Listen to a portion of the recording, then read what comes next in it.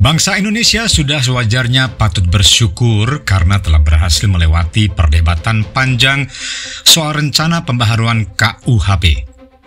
Rancangan Kitab Undang-Undang Hukum Pidana atau RKUHP yang pada awalnya mendapat respons pro dan kontra dari tokoh-tokoh masyarakat, ini pada akhirnya telah disepakati bersama oleh DPR untuk menjadi undang-undang pada Selasa 6 Desember 2022 melalui rapat paripurna. Alhamdulillah, dengan demikian kita sudah tidak lagi menjadikan KUHP warisan Kompeni Belanda dan para penjajah negeri lainnya sebagai pedoman untuk mengadili warga negara sendiri dan warga negeri asing yang harus atau terpaksa tunduk pada hukum pidana kita. Ya, inilah hasil kerja keras putra-putri bangsa Indonesia yang sewajarnya kita apresiasi bersama. Dengan disahkannya RKUHP ini semoga tidak ada lagi pelaku kejahatan yang mengelak untuk mendapatkan hukuman dengan dalih tidak mau dihukum dengan KUHP warisan penjajah.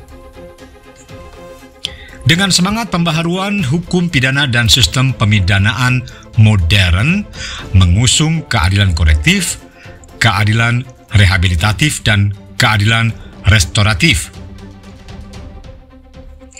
Menurut tim sosialisasi RKUHP, ini adalah sebagai respons terhadap asas legalitas yang diterapkan secara kaku.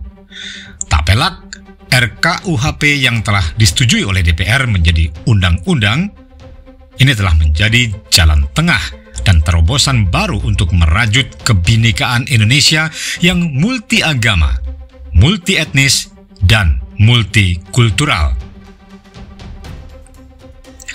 Ada yang menarik dari RKUHP yang sudah disahkan oleh DPR menjadi undang-undang ini. Pada awalnya, RKUHP ini dianggap akan melegalkan perzinahan dan LGBT. Padahal kenyataannya tidaklah 100% demikian. Perzinahan dan LGBT tetaplah bisa dianggap sebagai tindak pidana selama perbuatan itu telah memenuhi unsur-unsur tertentu yang diantaranya adalah adanya unsur pemaksaan, unsur kekerasan, unsur publikasi, misal dilakukan secara terbuka atau di muka umum, dan lain-lain. Sanksi pidana juga tidak bisa dihukum sampai 15 tahun seperti banyak hoaks yang berseliweran di medsos selama ini. Perzinahan tergolong sebagai delik aduan, di mana pelaku baru dapat diproses hukum apabila ada aduan dari pihak yang dirugikan. Seperti suami istri bagi yang terikat perkawinan, orang tua ataupun anaknya bagi orang yang tidak terikat perkawinan, dan aduan atau pelaporan ini bisa ditarik kembali sebelum proses perkara di pengadilan belum dimulai. Ini artinya tidak sembarang orang, misalnya hansip, satpam, office boy, atau para pegawai hotel, kemudian pegawai desa dan kelurahan, bisa sembarangan melaporkan orang yang melakukan perzinahan. Pelaku perzinahan dihukum penjara paling lama 1 tahun atau dikenai hukuman pidana denda kategori 2. Ini berdasarkan pasal 411 ayat 1 RKUHP. Sedangkan untuk perbuatan yang tergolong LGBT dapat dimasukkan dalam pasal percabulan yang berpatokan pada Undang-Undang Nomor 1 Tahun 1974 tentang perkawinan.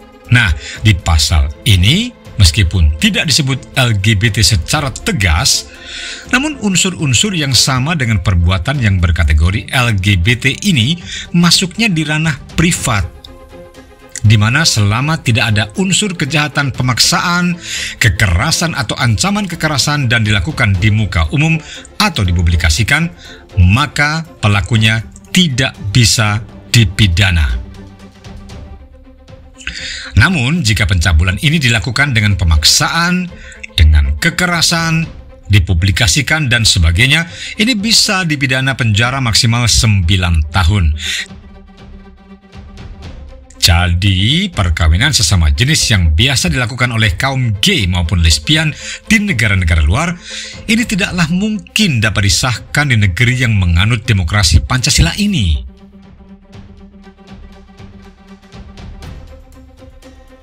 RKUHP yang baru akan diberlakukan 3 tahun kemudian setelah disahkan oleh DPR menjadi undang-undang ini. Menurut tim sosialisasinya telah mengatur pembaruan hukum, antara lain alternatif sanksi pidana selain penjara yaitu pidana denda, kerja sosial dan pengawasan, kemudian tujuan dan pedoman pemidanaan, pergeseran paradigma dalam pidana dan pemidanaan untuk penjatuhan sanksi pidana yang lebih humanis dan bermartabat, serta pemaafan atau pengampunan oleh hakim atau judicial pardon. Atas dasar itulah, RKUHP mengatur keseimbangan antara kepastian hukum dan keadilan, antara hak asasi manusia dan kewajiban asasi manusia, antara tindak pidana dan sikap batin pelaku, yang semuanya berpedoman pada ideologi Pancasila, Bhinneka Tunggal Ika, Negara Kesatuan Republik Indonesia, dan UUD 1945. Keseimbangan itu sekaligus memberikan perlindungan terhadap kebebasan berekspresi, berpendapat, dan berdemokrasi, dan juga ruang privat masyarakat.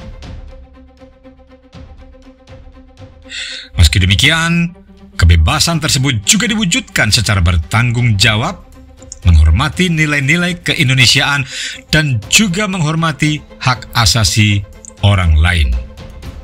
Ya, begitulah kira-kira yang dapat dirangkum, simpulkan, dan dapat direspons dari tim sosialisasi RKUHP ini. Memerlukan masyarakat multi etnis ini tentunya memerlukan akomodasi yang luas.